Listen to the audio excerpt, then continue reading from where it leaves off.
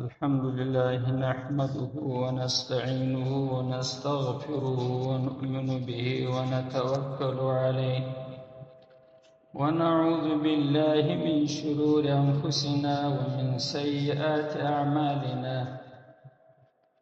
من يهده الله فلا مضل له ومن يضلله فلا هادي له، ونشهد أن لا إله إلا الله وحده لا شريك له، ونشهد أن سيدنا ومولانا محمدا عبده ورسوله، وصلى الله تعالى عليه وسلم تسليما كثيرا كثيرا. أما بعد، فأعوذ بالله من الشيطان الرجيم. بسم الله الرحمن الرحيم.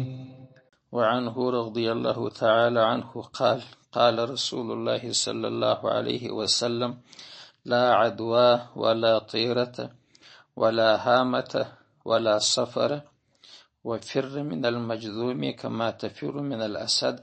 رواه البخاري.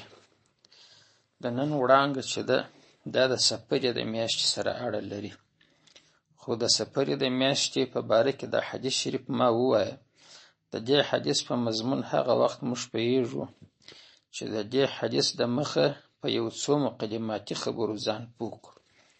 هغه خبرې دا دي چې کوم وخت رسول الله صلی الله علیه وسلم لا په نبوت باندې نو راستول سوی، رسول سوی نو هغه شرکی زمانه وه، د جاهلیت زمانه وه. په دغه شرکی د جاهلیت په زمانه کې د خلکو یو څو عقیدې درلودې چې هغه عقیدې رسول الله صلی الله علیه وسلم په دغه حدیث کې ورد کړي چې دا غلطي دي چې کله پیغمبر علیه السلام نبی سو نو خو د دې جامعي او د دې ټولنې اصلاح یې کول، نو دغه عقیدې خاص په نامه ور یاد کړي چې دغه غلطي دي، دا مه کوئ. په هغو عقیدو کې یوه دا وه چې ولکه یو څوک مریض وي بل ورسره کښېني، دغه مرض هرومرو په دې بل باندې لګېږي، هغه په اخته کېږي. فرض که یو سړی مثلا زکام دی یا مثلا د سیل په مرض باندې اخته دی چې ټي بي ورته وایي، دا بل که ډوډۍ ورسره وخوړ ورسره کښېنستی د شک وتلی په اخته کېږي. دغه عقیده وه چې یعنې دا مرض به ذات خود خامخا ورځي وه بل ته. دا یوه وه دا عقیده. دوهمه عقیده دا وه چې دوی به دا بدپالي کوله. بدپالي دا معنی چې یو کار بیا کوه، فرض که د چا سره دوستی وکړي که نه وکړي، کور به معلوم کړي، برای ول نو پال به وګورو. پال یې دا کتي برای به د کوره راووتی، دغسې به دښتي علاقې ته ووتی چې هلته به خاشې ماشي و، شلي و ډبرې وې، نو هلته به که چیرې مرغه والوتی، دا مرغه که به رستې خواته ولاړی، رسته لاسته، اباره ده ول دا کار زه کوم. که به چپه لاسته ولاړی بیا چې جنو وژلي وی هغه کار یې نه کوه، برل بابا مرغه پر چپه خوا والوتی، نو دا کار کې خیر د کمې خوا دی. دغه رقم که به یو وسی په اواس یا به سویګی په اواس ده ورته کته چې پر رسته خوا ځي زما څخه که پر چپه، که به پر رسته ولاړی ول نو سیری، که به پر چپه ولاړی بیا هغه کار نه کوه، برل دغه د سوی غورځېدل پر چپه خوا، یا د مرغه الوتل پر چپه خوا، یا د هوسۍ دا پر دا چپه خوا، دا یې خامخا مؤثر ګڼي چې بس ما کار خرابېږي که مې وکړي، ولاکه یا دوستي وکړم یا تجارت وکړم یا شی رانیسم. دغه بل عقیده د دوی وجې ته طیره ویل کېدل. درېیمه عقیده دوی دا درلودله، یو مرغه دی بد نارې ویې، دغه مرغه ته دوی هامه ویله. د هامه په باره کې د دوی دا عقیده وه چې دا د مړي د ککرۍ څخه جوړېږي. که دا دغسې مرغه دی لکه اوس چې مثلا کوترستانو، نو هغه هم دغسې یو مرغه و، د یو چا کور ته چې به راغلی، کلي ته چې به راغلی، دا مرغه پر یو دیوال بیا نارې وهلې. په دا کلي کې به یو وخت یو چا که مړی کړی وای، د هغه مقتول چا مړ سوی دی، دی بول دا د هغه د ککرۍ څخه جوړ سوی دی، دی په دا نارو کې وایي چې تږی یم اوبه مې کوي، چې هغه مړی په خپل قبر کې بیا قراره دی، ګوره دا د ککرۍ څخه مرغه جوړ شو دلته راغلی، معنا زما کسات واخلي، هغه زما قاتل مړ کړي. دغه عقیده وه. کنې دا مرغه خو دغسې الهي مرغه و، جوړ دی، تخم یې دغسې و، اواز یې بد و. موږ په خپل وطن کې غالبا داسې زما په یادېږي چې موږ دغه ته ککوې ویل. نو په کلي کې چې بیا ناره کړه برله، ها دا د فلاني مسکین روح دی، هغه دی وار غواړي، وای وار مې واخلي. دغه د جاهلیت عقیده وه په دوی کې وه. او بل د همه په معنا د بم هم راځي. د بم په باره کې دا عقیده وه چې بم که به د یو چا پر کور کښېنستی او ناره به کړې وای، بری ویل چې دا دغه معنا چې د دغه کور خاوند مړ کېږي، هلاکېږي، هلې به پسې واخلي چې ناره ونه کړي. نو حامه دغه دواړې ترجمې لري.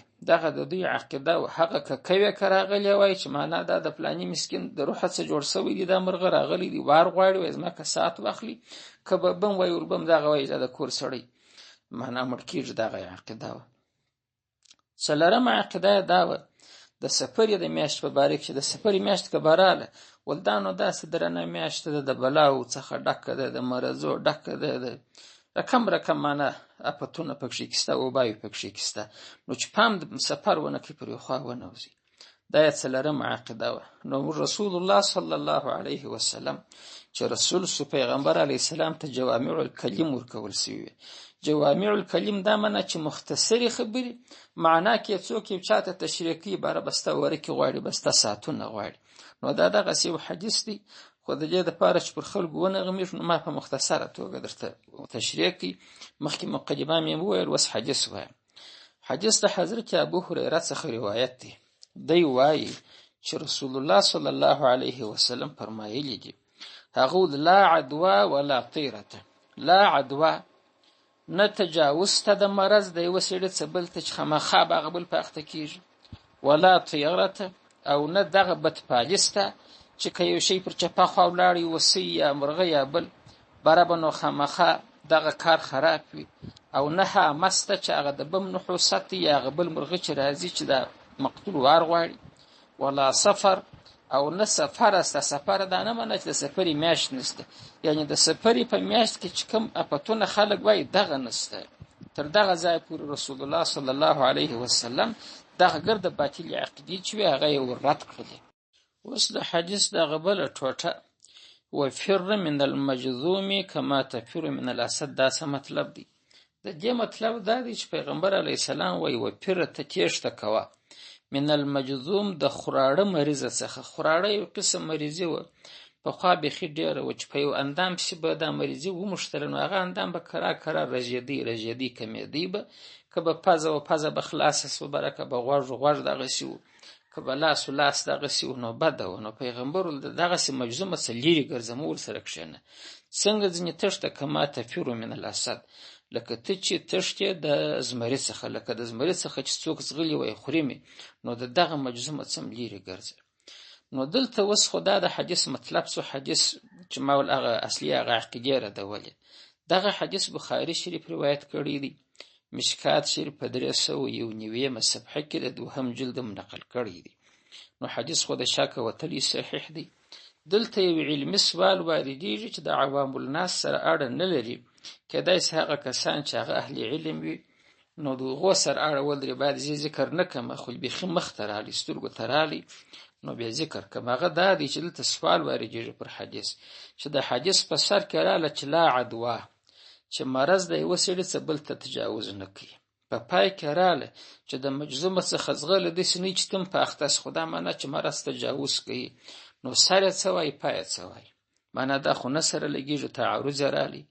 د دغه تعارض دفع علماو په مختلفو جوابو سره کړی ده چې دا تعارض نه لري چې سړی ورته متوجه شي. خو هغه اسانه دفع چې موږ ته اسانه معلومیږي، هغه ابن صلاح یو محدث دی، هغه دا جواب ویلی دی. علامه فقدالله تورپشتي رحمه الله هم غټ محدث دی، هغه تایید کړی دی چې دا ډېر ښه جواب دی ویلی دی. او دا جواب چې دی شیخ عبدالحق محدث دهلوي په شیخ کې د مشکات د 655 صفحه کې د 3 جلدم ذکر کړی دی. او داغه شیخ عبدالحق دهلوي رحمه الله د لمعات چې هغه پر مشکات شرح ده، داغه د 9 جلد په 540 صفحه کې هم ذکر کړی دی. نو دغه جواب دا دی چې رسول الله علیه الصلاۃ والسلام چې الته ویل چې لا عدوا، چې د مرض تجاوز دی او څه بل ته نسته، یعنی حتمی نه دی. دا علت دغه نه دی چې کسړی د بل سره کښېنسي خامخا به هغه ورلره ورځي. دا د الله تعالی په اختیار کې دی. الله تعالی غواړي ور به ولې د څه به دا مرض به هغه ته کني نه به ورولي. د جاهلیت عقیده دغه چې دا حتمي خامخا ورځي دا مرض دغه څه هغه ته پیغمبر دغه ول چې دا حتمي نه ده. ولې په بل حدیث کې راځي دغه حدیث پسې دی چې پیغمبر علی السلام دا حدیث بیان کوي. یو سړی چې پښتنه وکړه ولولې نه ورځي زموږ وشانو کې یو ګرګن وش راسي دا نور ګرد وشان په ګرګ اخته کې بار رسول الله اسلام د څه پښتنه ولغه اول ته ګرګ د کمی خوراله ګرګ د خارش مریضه هغه بار و درېدی معنا لکه اول ته چې الله تعالی راوستي و دا نور تیم الله ورولې دا د سند د بل مرض د بل مرض من وش ودی ته ولر واروستي. نو په دغه لا عدوا کې دغه مطلب دی چې مرض په خپل نه ورځي او په پیرامید المجزوم کې دارا وشوله چې د مریض سره کښینستل یو سبب خودی چې بل ته ورلره ورسي. نو سبب خو خامخا اثر نه کوي. نو چې د عقیده ده چې سبب سونه خامخا کیږي هم د دې د پاره مثال ورکړی دی. وای لکه مثلا د کاژه دیواله سره چې څوک چاته وای دلته مخ نه دارا نړیږي کوژ دی نو کله حتمي او چې خامخا به نړیږي. واقعیت خو شې دي چې سړی ځنی استسي لیکن لازم نه ده چې خامخا به نړیږي. یا یو سړی یو ځای سفر کوي وره خراب موټر ولاړی زوړ بلې پیژنې وره په دغه ځاړي کې مزه پر لاري خرابېږي وره بیا ونه کځای ته ورسېږي شپه به پر لاري سي. نو دا خو حتمي نه ده چې خرابېږي خو سبب دی کېدای سي داسي. د دوی خو عقیده دغه چې خامخا په اخته کېږي. نو رسول الله اسلام د حدیث په سر کې د دوی عقیده ور غلطه کړه چې دا حتمي نه ده چې خامخا به کېږي. او د حدیث په پای کې دا ویل امت چې معنا د مرزمنه سړي سره اختلاط مکوي هم کېدای خو چې په اخته سي خو کې په اخته کولم دی جن اخته کوي الله تعالی دې په اخته کې دا په ورکه کې د الله تعالی ده د جاهلیت عقیده غلطه ده چې بس دغه مرض اثر دغه چې خامخا په بل باندې لګیږي. مرض اثر نه کوي په خپل کاله وغوړي کوي لکه دیوال چې کوژ نو خامخا کوژ دیوال نه نړیږي. څه معلومه ده 3 غنټه بناسته 3 ساعته بناسته نه باران نړیږي. نو دا خو لازم نه ده. نو دغه خبرو څخه کېدای شي مؤمنانو ته دا خبره معلومه شي چې زموږ مهم ټکی د سفر سره اړه درلودل چې د سفر په باره کې بد عقیده چې خلک لري چې خامخا د مرزو ډکه د سفر میاشت بد میاشت هغه ده دا غلطه ده. سفر دغه میاشت لکه د نوري میاشت که الله وغوړي په د نورو میاشت کې به مریض کې که الله وغوړي په سفر کې به نه مریضي د مرز نازلول په بل اخته کېدل دا د الله تعالی په قدرت کې ده. دا د سفر سره اړه نه لري چې خامخا سفر مش په مرز اخته کوي. واخر دعوانا الحمد لله رب العالمين.